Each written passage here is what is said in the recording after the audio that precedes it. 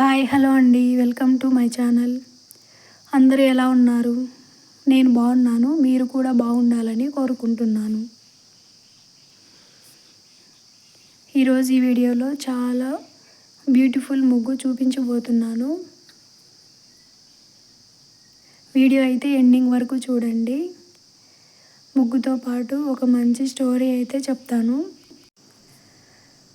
ఒక చిన్న పట్టణంలో సీత అనే మహిళ ఉండేది. ఆమెకు పెద్దగా ఆస్తులు లేవు, డబ్బు లేదు. కానీ ఆమె మనసు మాత్రం చాలా గొప్పది. ఎవరికైనా తన వల్ల చిన్న సహాయమైనా చేయగలిగితే చాలు ఆమెకు ఎంతో సంతోషంగా అనిపించేది. సీత ప్రతి ఉదయం ఇంటి ముందు ముగ్గు వేసేది. ముగ్గు వేస్తూ ఉంటే ఆ దారిలో వెళ్ళే వాళ్ళందరినీ చిరునవ్వుతో పలకరించేది.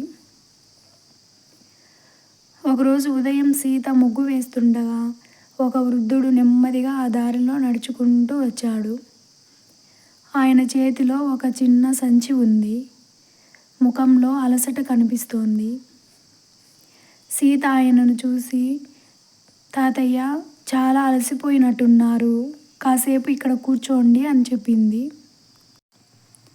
వృద్ధుడు అక్కడే కూర్చున్నాడు. అమ్మా, నా ఊరు ఇక్కడికి చాలా దూరం. పని కోసం వచ్చాను, కానీ పని దొరకలేదు. తిరిగి వెళ్ళడానికి కూడా డబ్బులు లేవు అని బాధగా చెప్పాడు. సీత దగ్గర కూడా ఎక్కువ డబ్బు లేదు.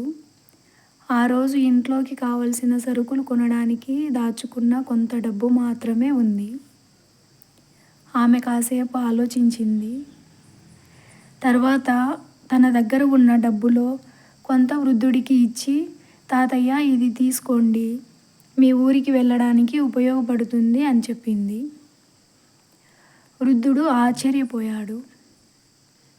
అమ్మా, నీకు అవసరం లేదా అని అడిగాడు. సీత నవ్వుతూ, నాకు మళ్ళీ సంపాదించుకునే అవకాశం ఉంటుంది తాతయ్య, కానీ మీకు ఇప్పుడు అవసరం ఉంది. అవసరంలో ఉన్న వారికి చేయగలిగినంత సహాయం చేయడం మన బాధ్యత అంది. వృద్ధుడి కళ్ళల్లో నీళ్లు తిరిగాయి. నీకు దేవుడు మంచి చేస్తాడమ్మా అని ఆశీర్వదించి వెళ్ళిపోయాడు. ఆ రోజు సీత ఇంటికి వెళ్ళిన తర్వాత తన దగ్గర మిగిలిన డబ్బుతో సరుకులు కొనుక్కుంది. పెద్దగా ఏమీ లేకపోయినా ఆమె మనసులో మాత్రం ఎంతో ప్రశాంతత ఉంది. కొన్ని రోజుల తర్వాత సీత ఇంటి ముందు ఒక కారు వచ్చి ఆగింది. అందులోంచి అదే వృద్ధుడు దిగాడు. కానీ ఈసారి ఆయనతో పాటు ఒక యువకుడు కూడా ఉన్నాడు.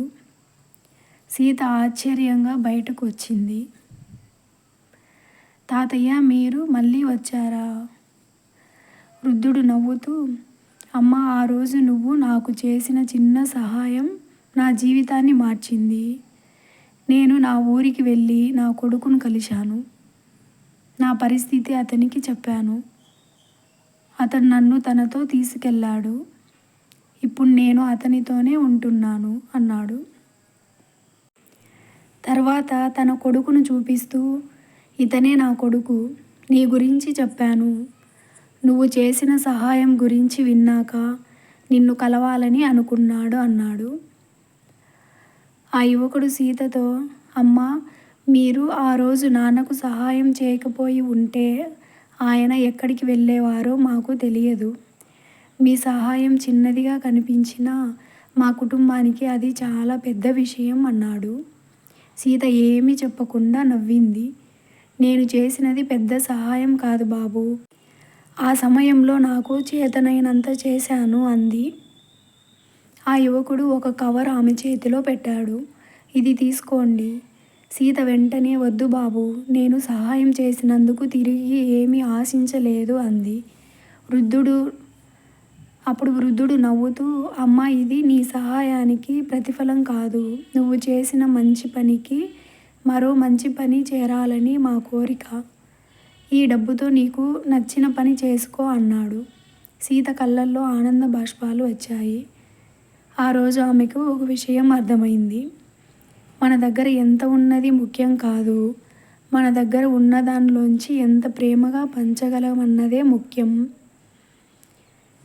ఒక చిన్న మాట ఎవరి మనసునైనా మార్చవచ్చు. ఒక చిన్న సహాయం ఎవరి జీవితాన్నైనా మార్చవచ్చు. ఒక చిన్న చిరునవ్వు ఎవరి బాధనైనా కొంత తగ్గించవచ్చు. ఎందుకంటే మనం ఇచ్చిన డబ్బు, వస్తువులు ఒకరోజు అయిపోవచ్చు.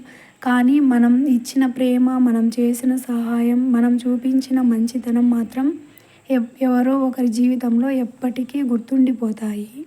అందుకే మనకు అవకాశం వచ్చినప్పుడల్లా ఒక చిన్న సహాయం చేద్దాం. ఒక మంచి మాట మాట్లాడదాం. ఒకరికి ధైర్యం ఇద్దాం. ఎందుకంటే మనం చేసే చిన్న మంచి పని మనకు తెలియకుండానే ఇంకొకరి జీవితంలో ఒక పెద్ద వెలుగుగా మారవచ్చు. ఈ వీడియో నచ్చితే లైక్ చేసి షేర్ చేయండి. ఇలాంటి మరెన్నో వీడియోల కోసం మన ఛానల్ని తప్పకుండా ఫాలో అవ్వండి. Thank you for watching.